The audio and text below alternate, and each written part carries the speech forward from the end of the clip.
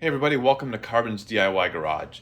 Last week I uploaded a video on replacing the front and rear suspension, so the shocks and springs for my 97 Jeep TJ. And that video was a little long. It was about 30 minutes long, and I'm going to post a link to it up here or over there. And if you want to go watch that, if you haven't watched it yet, it's got chapters in the description for the video, so you can kind of jump around if you want to. But I realized it was a pretty long video, and I realized folks may not want to watch it. So I've gone ahead and split that video up into two separate videos, one for the front suspension and one for the rear suspension. This video is doing the front suspension, so the shocks and springs on the front of the 97 Jeep TJ, some of the tips and tricks I learned along the way. There are still some chapters in the video description if you want to jump around, but let's go ahead and get started. So working on the front of the Jeep, you can tell I've already got the wheels off and I've got it jacked up underneath the frame with some nice jack stands. I didn't show you that because I assume you know how to do that. If you don't know how to do that, then this project's probably not quite ready for you to tackle. But assuming you've got it all jacked up, I've got it pretty high off the ground so that when I lower the axle, it'll be able to droop fully so I can hopefully get that coil spring out. And you can see that I've got the jack underneath the axle. It's actually lifting the axle up a bit to relieve some of the tension on the shock tower so that when I go to remove that, it's not just totally bound up in there. So the first part is going to be removing the sway bar links, which I've recently replaced, so those should come out pretty easily. Then removing the shock tower and then or the shock, and then removing the coil spring and then putting everything back. Using the instructions from Rough Country, they would have you come in through this hole with a deep socket in the body, but that requires removing, I don't know if it's a fuse block or something from the engine compartment, maybe the air cleaner, I'm not sure, to be able to do that. There's plenty of clearance here if you have a open-ended wrench, a crescent wrench, a ratcheting box wrench like I'm going to use. So we're going to come at it from the side. I've been spraying all these front suspension bolts and nuts with PB Blaster for the last week. Hopefully that has loosened things up a little bit. I fully expect that the shaft here on the strut or on the shock is going to rotate when I try to loosen the nut, so I'm going to have to grab on down here to the shaft if I can to prevent it from rotating, and it's going to be an adventure. Let's see what happens. So I've got my 15mm wrench here, and I'm going to hold on to the top of the shock and we'll see what happens. And it actually came loose. Win on that one, I guess.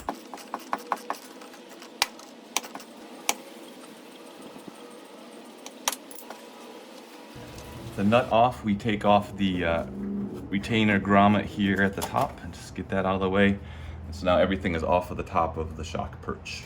The next element of this is to remove the sway bar link, and this is a T55 Torx, the factory bolt, and I've replaced the nut on this side, so I'm not sure what the factory size is, but this uses an 18mm for the bolt that I replaced it with.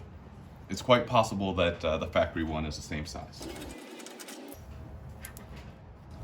With the sway bar link released, now we'll go ahead and lower the axle and let this drop as low as it possibly can.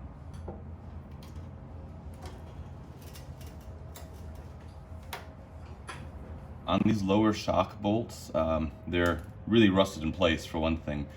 It's a 13mm on the top and on the bottom. There's actually a nut on the bottom. And if you're lucky, you'll be able to break it loose. From what I've seen online, more than likely it's going to end up snapping, which is fine. I don't plan on reusing this junk. I've already bought new bolts, and I'll put information in the video description on what size all of these are. So more than likely they'll snap, and that'll be fine, and we'll get these bolts off. And there's really no easy way to get a socket on the top. And if you have a deep well socket, it'll work on the bottom, and if you don't, then it makes it a little more challenging.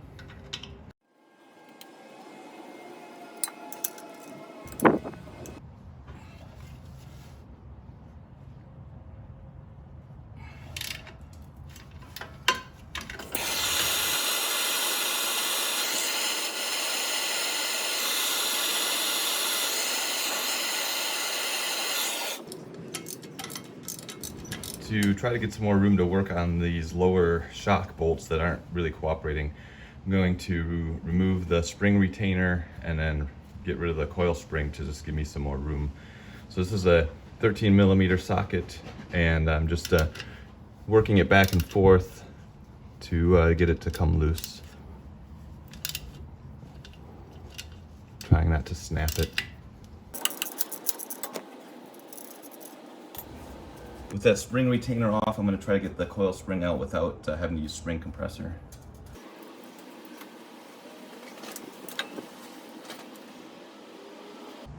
I don't think that's going to happen, so I'm going to have to compress it a little bit to get it out.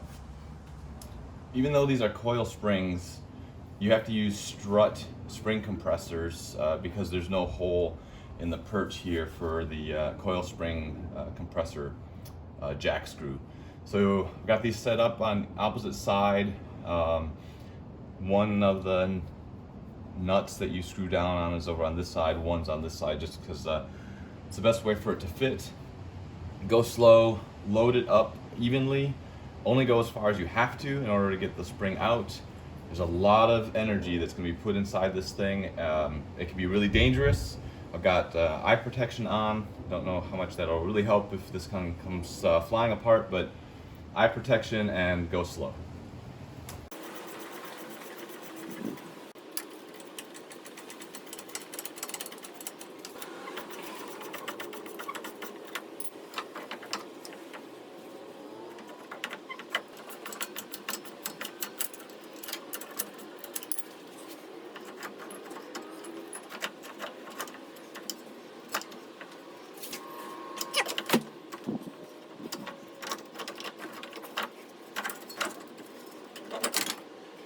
Now that I've got the spring out and safely off to the side, very gently and carefully removed the spring compressors, that's done. Next I want to take this spacer out, the polyurethane spacer, and this is just a screwdriver, wedge it in there and slide it off, it looks like.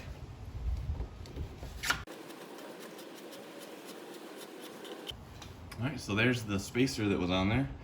Pull that off, and next get this shock out of here. So I'm tired of messing around. I'm just gonna get out the grinder.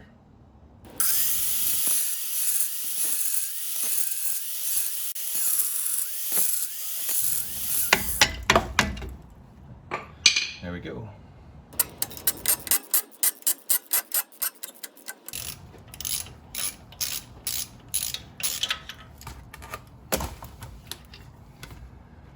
So I actually found a combination of wrenches that got the nut and bolt off on the forward side of this, because really there's no easy way to get a grinder in here, so I'm glad I could work this out. I had a 1/2-inch impact socket on some extensions on the bottom, because that's really in place of a deep well, because I don't have a deep 1/2-inch socket. And then I had a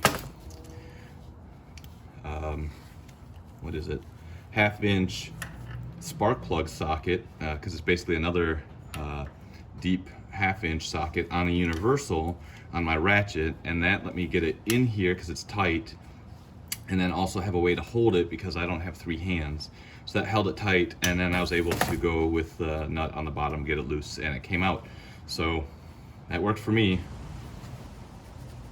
Alright, the top nut is removed, the 2 bolts holding it at the bottom are removed, so now we just need to compress the shock a little bit and pull it out, and the shock is out. So now everything here is open and free, and you can go ahead and put the new shock and spring into this side, get this side closed up, and do the same thing on the other side. Before I start putting hardware back in, one thing I'm going to do is run my M8 by 1.25 tap through the one place up front where the threads are in the bracket or in the frame, clean that out so that the new bolt runs in smoothly. Alright, well the good news is I did finally get the new coil spring in. It took me a long time, and I want to share my tips with you so that it doesn't take nearly as long for you. First, I disconnected the sway bar link on the other side, so both of them are disconnected. I spread the compressors out as far as they could go, and actually threaded halfway out through this end so I could get as many coils in there as I could. And then I had to compress it pretty much so that these coil spaces were almost touching this pin. So it was compressed really tightly. And then I had to have a helper come out and really push down on the axle to get as much flex as possible so I could get the spring up in there. This spring is pretty large, and it definitely needs some encouragement to get up in there. So now I'm just going to slowly remove the spring compressors, make sure the spring is seated properly so that the pigtail at the bottom is in the little cutout for it, and then we'll keep moving forward. Another lesson while I'm in here, I'm using the open-ended wrench. I forgot my lesson from when I took the bumper cover off of this Jeep. If you use the ratcheting closed box wrench, it will get caught up against the coil, and then it's ratcheted to go one way. So I had to really struggle. I again had to struggle to get it back out. So if you can't use a socket because it's so tight right now, use the open-ended wrench. I was also able to use a socket for some of this as well. All right, I've got my spring installed, so now the spring retainer with the new bolt. It's M8 by 1.25 by 20 or 25, I think. All right, here's the new front shock, rough country shock. Obviously this goes on the bottom, this goes on the top, just like what you took off. Comes with all the hardware you need, so you've got the, we'll call it a washer, and then the rubber bushing, and then that goes up into the Jeep, and then you've got the Jeep frame, and then another rubber bushing, and the small diameter goes down into the seat at the top on the Jeep, and then this washer again, and then the provided nut on the top, and then you torque it down. Also point out here on the top of the shock, this is actually a flat, and so you can get pliers or vice grips or something on the top of this and hold the shaft from spinning while you're using your box wrench to tighten that nut.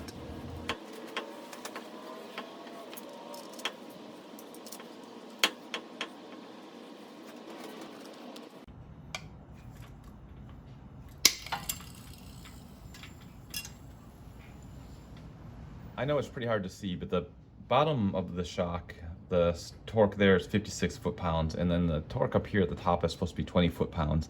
But clearly there's no way to get a torque wrench up in there. So what I'm going to do is I'm going to tighten it until these bushings are compressed enough to where they're about even with these big washers.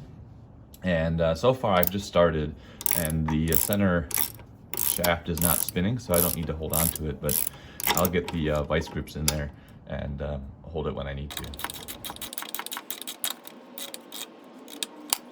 All right, and there we go. For whatever lucky reason, this shaft never spun on me, so I didn't have to worry about it. And the bushing now is pretty much flush with these washers, and it's true on the top and the bottom. I can tell by feel. So I'm gonna call that good. Spring is installed, shock is installed. Just gonna put this side back together, and then we'll go tackle the other side. Well, I've actually decided I'm gonna leave the sway bar link disconnected on this side until I get the other side done as well. I'm not gonna really show you everything on the other side. It's pretty much gonna be duplicate of this side, which is the passenger side. But if something comes up over there, I'll definitely film some of that.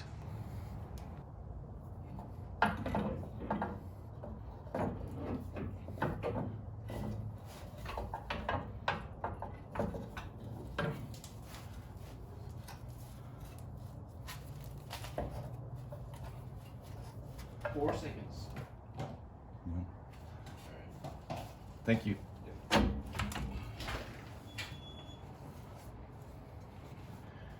So the driver's side is definitely harder to get in because the control arm is right there, and you also got the drive shaft.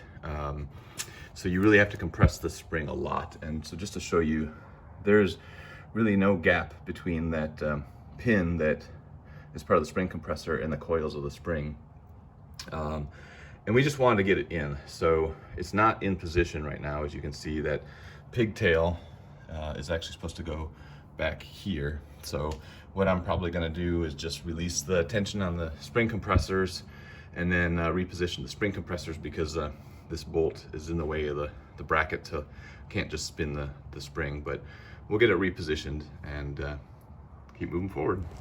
All right, shocks and springs are in on the front on both sides. On this driver's side, the second side, I discovered it's way easier to push your sway bar link out of the way.